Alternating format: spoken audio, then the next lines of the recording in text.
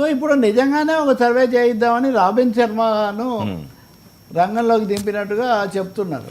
దాంతోపాటు KK survey కూడా చేసే అవకాశం ఉంది. అంతకుముందు వాళ్ళకి బాగా దిట్టంగా సీట్లు వచ్చే సర్వే అని చేశాడు కదా ఆయన, అది నిజమైంది కూడా.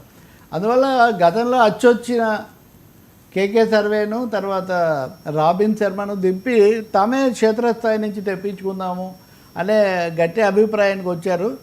దీన్ని ఉపేక్ష చేయటం కాదు, ఇటువంటివి ఎందుకు వచ్చాయి, ఏ ఏ పద్ధతులు వీళ్ళు అనుసరించారు, వాళ్ళు ఒక మాట అంటున్నారు. ఊరికినే సర్వే అంటే మాట ఏం కాదు, అది లక్షల రూపాయల వ్యవహారము, ప్రతి శాంపుల్కి ఇంత రావడానికి ఇంత ఖర్చు, ఇవన్నీ కూడా పెట్టుకోవాలి.